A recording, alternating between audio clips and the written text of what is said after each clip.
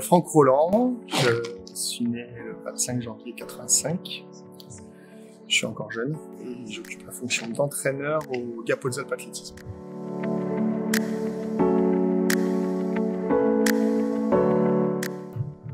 Alors le club, ça fait le Gap Hautes-Alpes Athlétisme proprement dit, c'est né en 2002, donc ça fait quand même un petit moment maintenant.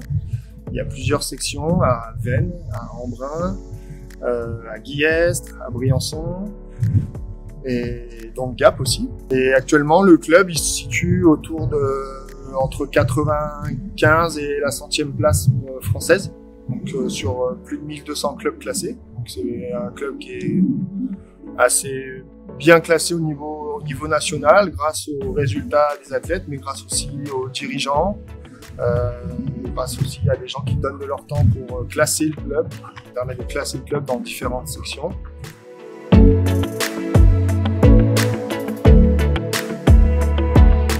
Ça a débuté à 10 ans maintenant, une dizaine d'années, où moi je revenais de voyage à l'étranger et puis j'avais envie de reprendre à entraîner.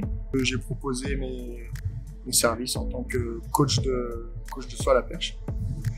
Et puis j'ai rencontré plusieurs athlètes, dont Robin, et puis on a commencé comme ça, tout doucement.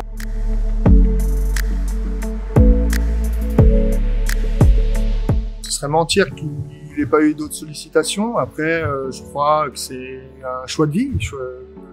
Comme moi j'ai choisi de faire ma vie à Gap, lui il a choisi de faire son sport et son métier de sauteur à la perche ici à Gap. Donc il a un cadre qui est hyper agréable.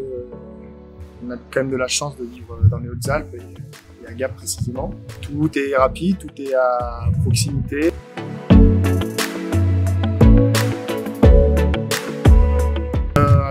Robin, son caractère, c'est un ambitieux téméraire.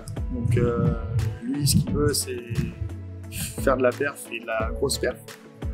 Donc il faut parfois essayer aussi d'un peu canaliser et de lui faire comprendre qu'il y a des étapes à franchir. Et voilà, je crois que c'est un de ses gros points forts, c'est d'être un compétiteur hors pair. Il arrive à trouver des ressources en compétition qu'il n'a pas à l'entraînement parce qu'il y a de l'enjeu, parce que c'est l'adrénaline, c'est ce qui son petit point faible, c'est qu'il a peut-être une contre-perf, il va l'analyser brutement et du coup ça parfois il enchaîne un peu, c'est un petit boudeur, mais bon, ça lui donne un petit côté sympathique.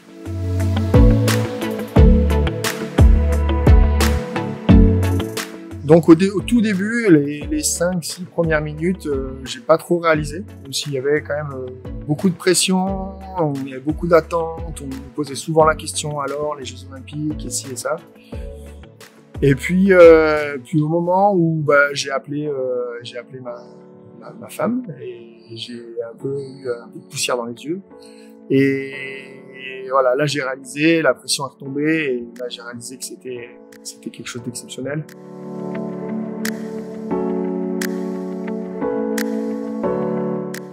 J'ai pas trop de mots.